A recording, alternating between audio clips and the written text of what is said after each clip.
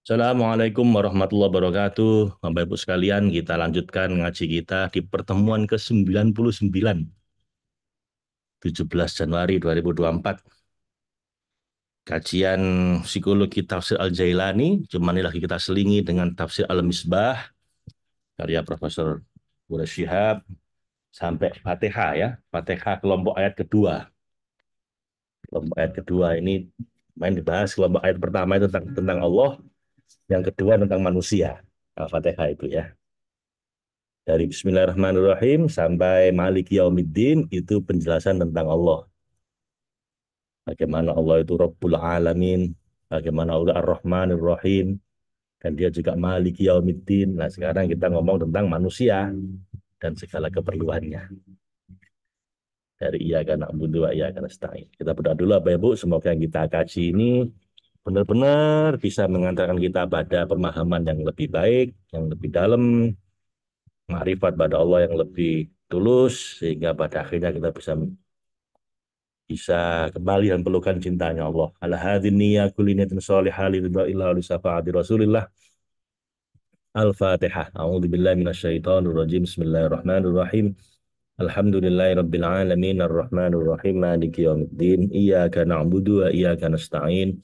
Ihdinas siratal mustaqim siratal ladzina an'amta 'alaihim ghairil maghdubi 'alaihim waladdallin. Amin. Subhanaka la ilma lana illa ma 'allamtana innaka antal alimul hakim. Allahumma anfa'na bima 'allamtana wa 'allimna ma yanfa'una. Raditu billahi rabba wa bil islami dina wa bi Muhammadin nabiyya wa rasula. Rabbi zidni ilma warzuqni fahma. Amin. Baik Bapak Ibu, di kelompok pertama Al-Fatihah itu Bismillahirrahmanirrahim, itu tentang kita menyebut selalu asma Allah dalam setiap kegiatan kita.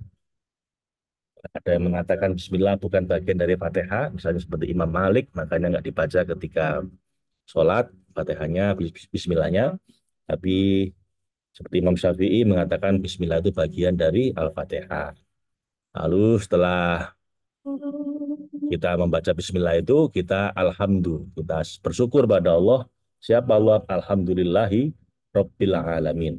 Rob itu pendidik, pemelihara alam semesta, seluruh alam, pencipta alam semesta juga. Kemudian Ar-Rahman Ar-Rahim, ketahuilah bahwa pendidik kita, pemelihara kita itu adalah Tuhan yang Maha Rahman dan Rahim. Yang kasih sayangnya itu meliputi segala sesuatu, Ar-Rahman, dan cintanya untuk orang-orang yang beriman, Ar-Rahim. Lalu pemelihara yang Rahman Rahim itu belum tentu berkuasa, Bapak Ibu. Misalnya apa? Penjaga sekolah itu bisa jadi dia penuh kasih sayang, tapi dia nggak punya kekuasaan mungkin. Nggak cukup kuat untuk berkuasa. Maka ditegaskan dalam Maliki Yaumiddin, dialah yang menguasai rajanya hari pembalasan. Pada hari semua, pada hari di mana semua makhluknya tunduk, tunduk-tunduknya nggak ada yang berani bicara bahkan kecuali diizinkan oleh Allah. Di dunia masih banyak penentangnya, masih banyak orang ateis, masih banyak orang speak up yang jelek-jelek dibiarkan sama Allah. Tapi di hari pembalasan nggak ada. La yatakallamuna illa man adzina lahur rahman wa qala shawaba. Pada hari di mana tidak ada yang ngomong satupun kecuali diizinkan oleh Tuhan yang Maha Rahman. Jadi berkuasa, nggak bisa kecuali nggak diizinkan sama dia. Tapi kekuasaannya itu dengan Ar-Rahman. Kekuasaannya itu kasih sayang. Jadi penguasa yang penuh kasih sayang. Ya seperti ibu yang berkuasa pada anaknya, tapi dia lakukan demi kepentingan anaknya. Yaumala yatakallamuna man adzina lahur rahman wa qala shawaba. Yaumala yatakallamuna illa man adzina lahur rahman wa qala shawaba. Jadi Ar-Rahman Ar-Rahim dilengkapi dengan Maliki Yaumiddin, dengan penguasa di hari pembalasan. Nah, 4 ayat pertama itu apa Ibu tentang Allah. Bismillahirrahmanirrahim. Alhamdulillahirrabbilalamin. Ar-Rahmanir-Rahim. Maliki Yaumiddin. Nah, kelompok kedua ini ayat 5 sampai 7 tentang manusia. Kita baca ya. Alhamdulillah minasyaitonirrajim. Bismillahirrahmanirrahim. Alhamdulillahirabbil alamin arrahmanir rahim maliki yaumiddin.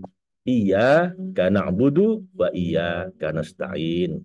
Hanya padamu kami mengabdi dan hanya padamu, ya Allah, kami memohon pertolongan. Setelah ayat-ayat yang lalu menjelaskan kelayakannya untuk diarahkan kepadanya kepadanya saja segala pujian, sambil mengundang hamba-hambanya untuk mendekatkan diri padanya. Nah, dia adalah Ar-Rahman dan Ar-Rahim, dan dia juga adalah Raja, Malik, dan penguasa tunggal, khususnya pada hari pembalasan, Malik Yaumiddin. Maka tidak heran jika hamba-hambanya yang memahami dan menyadari hal di atas, datang mendekat dan memohon padanya. Rahmat dan kasih sayangnya mengantar Sang Maha Kuasa mengajarkan manusia bermohon padanya. Inilah yang dikandung oleh ayat keempat surat Al-Fatihah ini. Seperti dikemukakan di atas, kelompok kedua ayat-ayat Al-Fatihah adalah menyangkut permohonan. Permohonan manusia kita semua pada Tuhan, Sang Maha Segalanya. Kandungan surat Al-Fatihah menurut sebuah hadis dibagi oleh Allah Subhanahu wa taala menjadi dua. Setengah untuknya dan setengah untuk hambanya. Rasulullah SAW, Allahumma sholli wa sallim alaihi wa ala alihi, bersabda, Allah berfirman, aku membagi sholat antara aku dan hambaku separuh-separuh. Dan untuk hambaku apa yang dia mohonkan. Maka apabila seorang hamba berkata atau membaca Alhamdulillahi Rabbil Alamin, segala puji bagi Allah pemelihara seluruh alam, Allah menyambut dengan berfirman, aku dipuja hambaku. Dan apabila dia membaca Ar-Rahmanir Rahim, Allah berfirman, aku dipuji hambaku. Dan bila dia membaca Maliki Yaumiddin, pemilik hari pembalasan, raja di hari pembalasan, Allah berfirman, aku diagungkan oleh hambaku. Dan apabila dia membaca Iyyaka na'budu wa iyyaka nasta'in, hanya padamu ya Allah kami mengabdi dan hanya padamu kami memohon pertolongan, maka Allah berfirman, ini antara aku dan hambaku, dan untuk hambaku apa yang dia mohonkan. Dan apabila ia membaca ihdinas siratal mustaqim siratal ladzina an'amta alaihim ghairil maghdubi alaihim waladdallin, dan tunjukkanlah kami jalan yang lurus ya Allah, yaitu jalan yang engkau beri nikmat, bukan jalan orang-orang yang mereka murkai, engkau murkai, bukan pula jalan orang yang sesat. Maka Allah berfirman, ini untuk hambaku dan bagi hambaku apa yang dia mohonkan. Hadis riwayat Muslim melalui Abu Hurairah. Jadi Bapak Ibu, kenapa? Itu sebabnya saya dalam tiap doa kita, dan nggak hanya saya, guru-guru saya juga, ia berdoa itu diawali dengan Fatihah. Ala hadiniyah. Kan itu kan dia buka itu ala hadiniyah, dan untuk niat ini ya Allah, wa kulli niyatun sholihah, dan untuk semua niat soleh, niat baik seluruh jamaah saya ini, liridhoillah, untuk mencapai ridhonya Allah, wali syafaati Rasulullah, dengan syafaatnya Rasulullah, Al-Fatihah. Baca Fatihah. Ada yang nggak setuju dengan itu? Doa saja, ngapain baca Fatihah? Ya, siapa apa beda guru apa Ibu. Kalau guru saya ngajarin gitu, karena doa ini nggak afdol kalau nggak didorong pakai Fatihah. Kenapa? Fatihah ini jangankan di situasi biasa, sholat nggak sah kalau nggak ada Fatihahnya. Karena tadi itu di sini di 4 ayat pertama itu kita mengagungkan, memuja Allah sehingga Allah senang dengan itu. Begitu di separuh bagian Fatihah kita mohon pertolongan, mohon petunjuk, maka Allah akan menjawab, siap, tak beri kamu yang kamu minta. Baru Anda minta apapun yang mau Anda minta. Itu apa Ibu, kenapa kita selalu baca Fatihah ya. Kita mau latihan rumi yoga aja kita baca Fatihah dulu. Kita mau ini baca Fatihah. Masa mau sholat aja baca Fatihah yang lain? Enggak ya. Masuk lebih kebaikan ya Pak Ibu ya. Yang dimaksud dengan sholat dalam hadis di atas adalah ayat-ayat surat Al-Fatihah. Ayat-ayat yang merupakan bagian Allah itu adalah ayat-ayat yang lalu yang membicarakan sifat Allah. 4 ayat pertama ya. Dan kekuasaannya yang tidak terbatas. Dari basmalah sampai dengan Malik Yaumiddin. Semua ayat itu khusus untuk Allah semata. Adapun ayat kelima yang sedang ditafsirkan ini oleh Allah SWT dalam hadis di atas dinyatakannya sebagai ayat bersama. Sebagian untuk Allah dan sebagian lainnya untuk hambanya. Yang untuk Tuhan adalah pernyataan iyyaka na'budu. Kepadamu ya Allah saya menyembah. Hanya padamu ya Allah saya mengabdi. Kemudian dilanjutkan dengan permohonan wa iyyaka nasta'in. Dan kepadamu lah kami memohon pertolongan. Redaksi ayat ini hanya padamu kami mengabdi dan hanya padamu kami memohon pertolongan adalah bukti bahwa kalimat-kalimat tersebut adalah pengajaran. Ia diajarkan Allah agar kita ucapkan karena mustahil Allah yang Maha Kuasa itu berucap demikian. Bila bukan untuk tujuan pengajaran. Memang kita dapat berkata bahwa ayat-ayat Al-Quran ini dapat dibagi dalam 3 kategori. Ditinjau dari segi pengucap pertama atau dengan kata lain pemilik kata-katanya. Kategori pertama, nah ini bahasan yang lain apa Ibu ya, tentang 3 kategori ayat-ayat Al-Quran ya. Kategori pertama, ucapan atau kalimat yang sejak semula telah merupakan firman Allah, dalam arti Allah yang mengucapkannya secara langsung, seperti firman-Nya pada Nabi Musa, sesungguhnya aku adalah Tuhanmu, maka bukalah alas kakimu, sesungguhnya engkau sedang berada di lembah yang suci, lembah tua. Innani ana rob buka gitu ya, ana rob bukum atau rob buka saya nggak hafal. Maka bukalah kakimu, mukoddas itu ada gitunya, saya lupa. Surat Toha ayat 12 apa itu. Ini langsung Allah berfirman pada Nabi Musa. Jadi pakai kata ganti pihak pertama ya. Innani ana rob buka gitu, ana rob buka gitu ya. Atau firman kepada malaikat, sesungguhnya aku akan menciptakan khalifah di bumi. Ini Al-Baqarah ayat 30.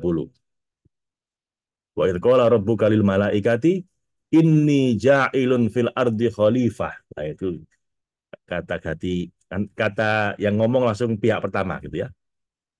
Kategori pertama. Kategori kedua adalah firman-firman Allah yang mengabadikan ucapan makhluknya seperti Nabi Muhammad SAW kepada Abu Bakar radhiyallahu anhu ketika mereka berada dalam gua. Jangan bersedih, sesungguhnya Allah bersama kita. La tahzan innallaha ma'ana. Nah, itu kata kalimat Quran yang itu Allah sedang mengutip ucapan Nabi Muhammad kepada sahabatnya Sayyidina Abu Bakar bin Siddiq radhiyallahu anhu. Atau ucapan sementara orang-orang Yahudi dan Nasrani dan lain-lain, atau ucapannya Luqman bin Al-Hakim pada anaknya, qala ya bunayya, itu ucapan apa, mengutip ucapannya eh, Luqman bin Hakim, atau ucapannya Fir'aun nggak dikutip di Quran itu apa itu, qala ana rabbukumul a'la, itu naudzubillah min dzalik ya. Jadi ada kata ganti orang kedua, jadi orang kategori kedua firman Allah mengabadikan ucapan makhluk. Kategori ketiga adalah firman Allah tetapi merupakan pengajaran buat makhluk untuk mengucapkan kata serupa. Nah, kayak gini nih, iya karena budu wa iya karena stain. Allah sedang ngajari kita untuk berdoa dengan kalimat itu. Padamu ya Allah kami menyembah, padamu kami mohon pertolongan. Nah, yang terakhir ini terbagi menjadi dua. Pada umumnya ia didahului oleh kata kul seperti dalam firman-Nya kul huwallahu ahad. Kul a'udzu birabbil falak. Kul a'udzu birabbin nas. Itu langsung dikasih kata kul untuk supaya kita mengikuti, meniru dan lain-lain. Kulillahumma malikal mulki itu. Kulillahumma itu juga kul. Kita diminta mengatakan begitu. Ada juga yang tidak didahului oleh kata kul seperti pada ayat Al-Fatihah ini. Iyyaka na'budu wa iyyaka nasta'in. Nggak ada kata kulnya, tapi dari redaksinya jelas itu bukan perkataannya Allah, tapi Allah sedang ngajari kita untuk berkata seperti itu. Katakanlah dalam tanda petik ya, katakanlah engkau hanya padamu ya Allah saya menyembah, hanya padamu kami mohon pertolongan. Yang terakhir ini dapat diibaratkan dengan keadaan seorang yang mengajar seorang anak mengucapkan kata radio, padahal dia belum pandai mengucapkan huruf R. Ya. Ketika itu ia akan berkata padanya, radio bukan radio. Demikian itu halnya dengan pengajaran mengucapkan iya karena na'bud wa iya karena nasta'in. Banyak sekali pesan yang dikandung oleh kedua kata terangkai itu. Iyaka dan na'budu. Secara tidak langsung penggalan ayat ini mengecam mereka yang mempertuhankan dan menyembah selain Allah. Baik masyarakat Arab ketika itu maupun selainnya. Memang banyak sekali di antara masyarakat jahiliyah yang menyembah berhala, benda-benda langit, atau bahkan binatang-binatang. Dan di kalangan masyarakat Arab, kaum Sabak di Yaman, demikian juga kaum Toim, Ukal, Dobat di Jazirah Arabia menyembah matahari, Kinana menyembah bulan, Lahim dan Huzoat dan sebagian suku Quraisy menyembah planet Mars. Di sisi lain, masyarakat Persia menyembah gelap dan terang sebagai lambang dari Tuhan jahat dan Tuhan baik. Sebagian masyarakat Sudan bahkan menyembah binatang seperti ular. Sebelum mereka, Bani Israel pernah menyembah sapi dan lain-lain. Penggalan ayat ini mengecam mereka semua dan mengumandangkan bahwa yang disembah hanya Dia, Rabbil Alamin. Tuhan sesembahan itu bahkan Tuhan seru sekalian alam. Ia karena Iyaka merupakan kata yang menunjuk kepada persona kedua. Dalam hal ini yang dimaksud adalah Allah Subhanahu wa taala. Iyaka itu kita sedang menuju Allah ya. Sebelum ayat ini redaksi yang digunakan ayat-ayat Al-Fatihah semuanya berbentuk persona ketiga. Jadi sebelum ayat yang kelima ini apa ya Bu? Sebelumnya menggunakan kata ganti persona ketiga ya. Dengan nama Allah yang Maha Rahman, Maha Rahim, segala puji bagi Allah, pemilik seluruh alam, yang Maha Rahman dan Rahim, pemilik hari pembalasan. Tiba-tiba redaksi diubah ke bentuk persona kedua. Hanya padamu kami mengabdi dan hanya padamu kami mohon pertolongan. Ini berarti ayat di atas dengan mengajarkan untuk mengucapkan iyaka, menuntut pembacanya agar menghadirkan Allah dalam benaknya. Bukankah jika Anda berkata rumah, yang terbayang hanya bangunan tertentu, tetapi jika Anda berkata rumah si A, maka yang muncul dalam benak. Di samping rumah juga pemilik rumah, yakni si A. Demikian kesan yang ditimbulkan oleh kata iyaka hanya padamu. Sebagaimana dijelaskan oleh Toba-Tobai. Anak kalimat ini menuntut Anda mengundang kehadiran Allah ketika melaksanakan ibadah dan ketika memohon pertolongannya, karena jika Anda berkata padamu, maka citra bicara Anda tentulah berada di hadapannya, di hadapan Anda. Berbeda jika Anda berkata kepadanya, nah itu kita berkata iya karena budu. Maka pengabdian yang dilakukan itu dilakukan di hadapannya, bukan di belakangnya. Sebagaimana ketika menyampaikan pujian Alhamdulillah, ketika mengucapkan iya karena budu, maka kehadirannya kalaupun tidak dapat dilihat, paling tidak dirasakan kehadirannya dan dia tidak berada jauh dari pengucap. Disinilah pengawasan itu tampil ke permukaan seperti hakikat ihsan yang dijelaskan yang dijelaskan Rasulullah SAW kepada malaikat Jibril ketika yang terakhir ini datang dalam bentuk manusia mengajar melalui pertanyaan-pertanyaan pada para sahabat. Ketika itu Nabi menjelaskan bahwa ihsan adalah mengabdi pada Tuhan seakan-akan engkau melihat, dan bila engkau tidak dapat melihatnya, maka rasakan, yakinlah bahwa dia melihatmu. Hadis riwayat Bukhari melalui Umar bin Khattab. Di samping itu, redaksi iyaka mengandung arti pengkhususan, yakni tidak ada selain engkau. Ibadah yang dilakukan tidak kepada siapapun kecuali pada Allah Subhanahu wa taala. Jika demikian, pandangan hati sepenuhnya hanya kepadanya, dan dengan demikian untuk kedua kalinya muncul hakikat pengawasan yang menjadi tema utama surat Al-Fatihah. Ini diperkuat oleh kata ibadah yang intinya adalah penyerahan diri secara penuh pada Allah. Kata na'budu bisa diterjemahkan dengan menyembah, mengabdi, dan taat. Dari akar kata yang sama dibentuk kata Abdullah yang arti harafiahnya adalah hamba Allah. Dalam kamus-kamus bahasa abd atau abdi mempunyai sekian banyak arti. Ada di antaranya yang bertolak belakang. Kata tersebut dapat menggambarkan kekokohan tapi juga kelemah lembutan. Abdu, abd dapat berarti hamba sahaya, anak panah yang pendek dan lebar. Makna ini menggambarkan kekokohan. Dapat juga berarti tumbuhan yang memiliki aroma yang harum. Ia menggambarkan kelemah lembutan. Apabila seorang menjadi abd atau abdi sesuatu, anggaplah sebagai abdi negara misalnya, maka ketiga arti di atas merupakan sifat dan sikap yang menonjol. Seorang hamba tidak memiliki sesuatu, apa yang dimilikinya adalah milik tuannya. Dia adalah anak panah yang dapat digunakan tuannya untuk tujuan yang dikehendaki sang tuan. Dan dalam saat yang sama, dia juga harus mampu memberi aroma yang harum bagi lingkungannya. Pengabdian bukan hanya sekedar ketaatan ketundukan, tetapi ia adalah sesuatu bentuk ketundukan dan ketaatan yang mencapai puncaknya akibat adanya keagungan dalam jiwa seseorang terhadap siapa yang kepadanya ia mengabdi, serta sebagai bentuk dari keyakinan bahwa pengabdian itu tertuju kepada yang memiliki kekuasaan yang tidak terjangkau arti hakikatnya. Demikian lebih kurang penjelasan Syekh Muhammad Abduh. Imam Ja'far As-Shadiq sebagaimana dikutip oleh Muhammad Al-Ghazali dan bukunya Roka Isul Iman mengemukakan tiga unsur pokok yang merupakan hakikat ibadah. Satu, si pengabdi tidak menganggap apa yang berada dalam genggaman tangannya sebagai miliknya. Karena yang dinamai hamba tidak memiliki sesuatu, apa yang dimilikinya adalah milik tuannya. Dua, segala usahanya hanya berkisar pada mengindahkan apa yang diperintahkan oleh siapa yang kepadanya ia mengabdi. Tiga, tidak memastikan sesuatu untuk dia laksanakan kecuali mengaitkannya dengan izin dan restu siapa yang kepadanya dia mengabdi. Nah, ini apa? Arti seorang hamba itu apa?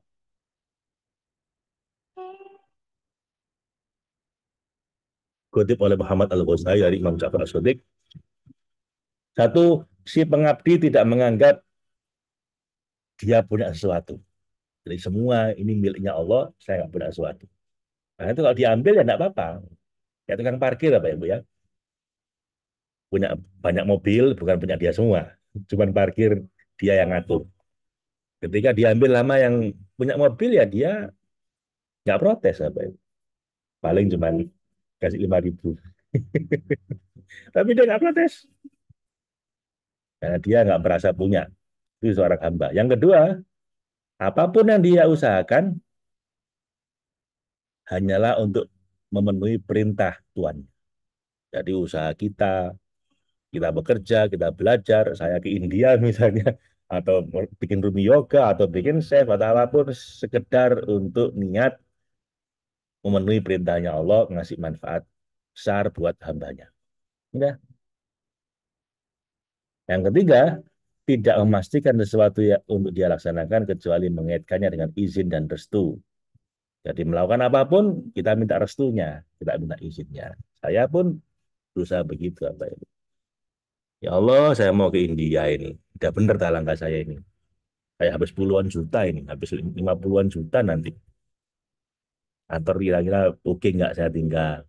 Ini saya ke negeri yang mungkin bukan negeri yang banyak orang Islamnya. Ya ada sih, banyak masjid untuk Jumatan misalnya.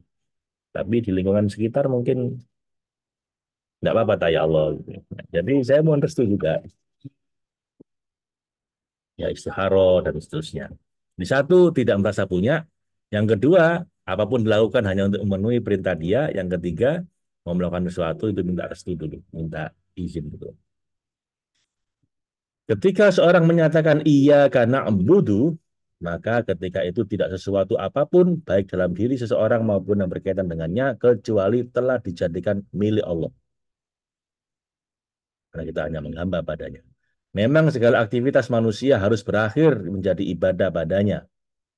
Sedang puncak ibadah adalah ihsan.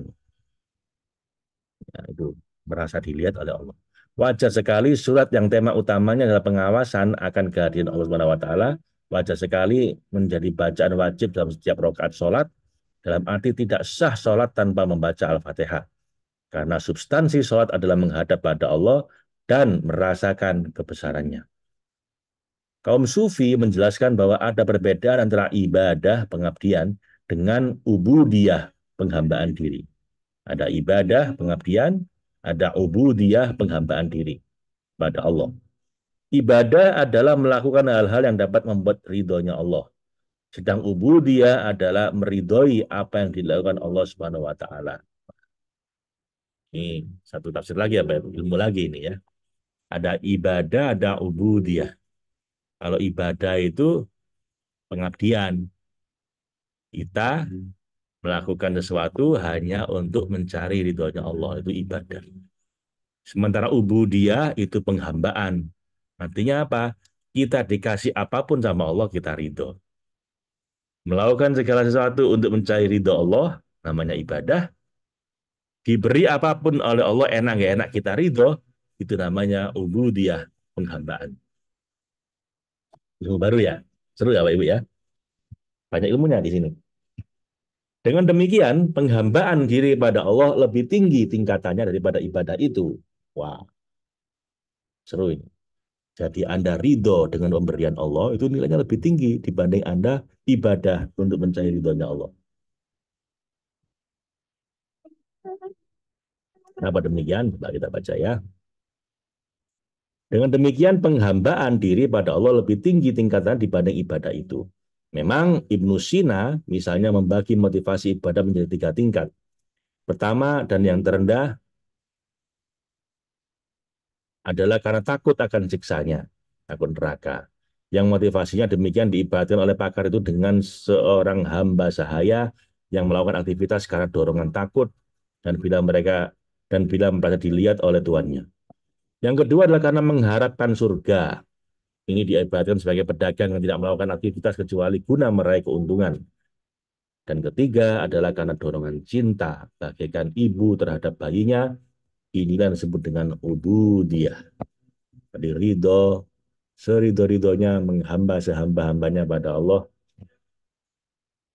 dan bukan karena takut, bukan karena kepingin hadiah surga, semata-mata karena cinta padanya. Itu namanya ubudiyah, penghambaan. Sementara orang menduga bahwa motivasi pertama tidak dibenarkan agama, karena ia bersifat pamrih. Yang takut neraka tadi itu berarti pamrih ya. Mufassir Ar-Razi secara tegas menilainya sebagai motivasi rendah dan tidak bernilai. Pandangan Ar-Razi ini berlebihan. Boleh jadi ketika itu ia sangat dipengaruhi oleh pandangan para sufi yang berlebihan. Memang tingkatnya rendah, tetapi bukan berarti tidak diterima ya. Bukankah Allah sendiri yang memuji orang-orang yang takut padanya? Surat Al-Fatir ayat 28 misalnya, bukankah Allah memerintahkan, maka janganlah kamu takut kepada mereka dan takutlah padaku. Wala takhafuna wala takhafuhum yakhafuni. Kalau saya begitu ya. Dan agar kusempurnakan wali utimma nikmati alaika, dan supaya kamu mendapat petunjuk. Dan jangan takut pada mereka, takutlah padaku. Jadi ibadah kata takut sama neraka tidak apa-apa juga, gitu kata kata beliau ini ya. Walaupun tingkatan rendah, tapi nggak apa-apa juga ya. Bukankah takwa yang diperintahnya berkali-kali itu adalah melakukan aktivitas dalam rangka menghindari siksa. Anda perhatikan apa ya Bu, di sini Profesor Quraisyihab mengutip ulama dari berbagai macam madhab ya. Karena kita nggak usah anti ini suka itu. Pokoknya kita belajar dari semua madhab ini, kita ambil yang baik-baik. Tohir Ibnu Ashur menulis apa yang dinamainya Syirma Masyru Syir Masyruiyat al-Ibadah. Rahasia di balik perintah melakukan ibadah. Menurutnya Allah Subhanahu wa taala menciptakan alam ini agar menjadi sarana penampakan kesempurnaan sifat-sifatnya. Sifat wujud, ilmu, dan kudrotnya. Dia menjadikan penerimaan manusia atas kesempurnaan melalui tolok ukur kadar pengetahuan mereka tentang ilmu dan kudrat Allah. Yang maha kuasa itu menganugerahkan pada manusia naluri yang menjadikan mereka tidak puas dengan apa yang telah diperolehnya dari tingkat-tingkat kesempurnaan dan makrifat. Allah juga membimbing mereka menuju kepada apa yang dapat digunakannya mencapai tujuannya, agar mereka dapat meraih ketinggian derajat di hari kemudian melalui ketinggian derajat di dunia ini. Selanjutnya Allah SWT menjadikan potensi mereka untuk meraih segala macam kebajikan duniawi dan ukhrawi tergantung pada pengajaran utusan-utusannya yang diberinya wahyu tentang prinsip-prinsip kebajikan. Nah, karena penerimaan pengajaran tersebut berkaitan erat dengan pengawasan dari pengawasan diri terhadap gejolak nafsu manusia yang selalu mengajak pada kedurhakaan, sedang pengawasan diri itu membutuhkan kesadaran tentang Dia, Allah, yang dapat menganugerahkan kebajikan dan sanksi. Dari sini maka ibadah disyariatkan agar manusia selalu ingat padanya karena ketersembunyian zatnya akibat jalal, keagungan, keindahan, kebesaran yang disandangnya dapat menjadikan manusia lupa bila tidak diingatkan melalui ibadah padanya. Demikian kata Thohir bin Asyur. Jadi perlu secara rutin di sini ibadah. Anda jangan duga dari penjelasan di atas bahwa Allah yang membutuhkan ibadah manusia. Tidak. Ibadah merupakan kebutuhan manusia lebih daripada satu kewajiban. Manusia adalah makhluk sosial, ia tidak dapat hidup kecuali dengan bantuan pihak lain. Tetapi manusia seringkali bersifat egois, ingin menang sendiri, padahal demi kemaslahatan bersama, keadilan harus ditegakkan. Oleh karena itu, maka Allah menetapkan syariat dan menjelaskan sanksi dan ganjaran, agar dengan demikian setiap orang sadar dan takut padanya. Dalam rangka mengingatkan manusia tentang kehadiran Allah, serta sanksi dan ganjarannya, serta mengingatkan pula mereka akan perjalanan hidup hingga menemui Allah kelak, dalam rangka itulah antara lain Allah mensyariatkan ibadah. Tanpa mengingat Allah dan mengingat sanksi dan ganjarannya, serta tanpa takwa, yakni upaya menghindari siksanya, hidup manusia sebagai individu dan masyarakat akan sangat terganggu dan diliputi oleh rasa tidak aman. Demikian itu ibadah merupakan kebutuhan individu dan masyarakat. Perlu diingat, ibadah dan pengabdian yang dimaksud dalam ayat kelima ini tidak terbatas pada hal-hal yang diungkapkan oleh ahli hukum Islam atau fikih, yakni sholat, puasa, zakat, haji. Tetapi mencakup segala macam aktivitas manusia, baik pasif maupun aktif, sepanjang tujuan dari setiap gerak dan langkah itu adalah Allah. Sebagaimana tercermin dalam pernyataan yang diajarkan Allah, sesungguhnya sholatku, ibadahku, hidup dan matiku, kesemuanya demi Allah pemelihara seluruh alam.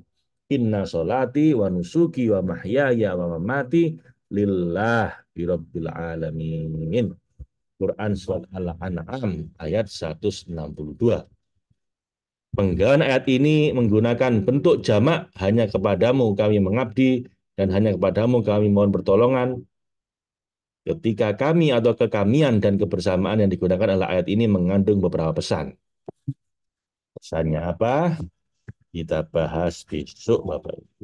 Ya, sampai halaman 54, insya Allah. Karena saya ada undangan pagi ini untuk nonton filmnya Mas Randy, Pembuktian Cinta, BBC, Perjalanan Pembuktian Cinta. Besok kita, Bapak Ibu, bahas tentang ini, kalimat kenapa kok baik kata kami, bukan saya. Bukan iya kak ak budu, tapi nak budu. Kenapa kok baik kata kami. Kita bahas besok, Bapak Ibu, insya Allah halaman 55. Terima kasih.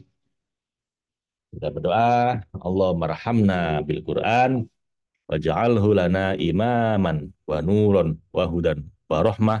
Allahumma dzakirna minhu ma nasina wa 'allimna minhu ma jahilna warzuqna tilawatahu ana al-laili wa adrafan nahar waj'alhu lana hujjatan ya rabbal alamin. Assalamualaikum warahmatullahi wabarakatuh.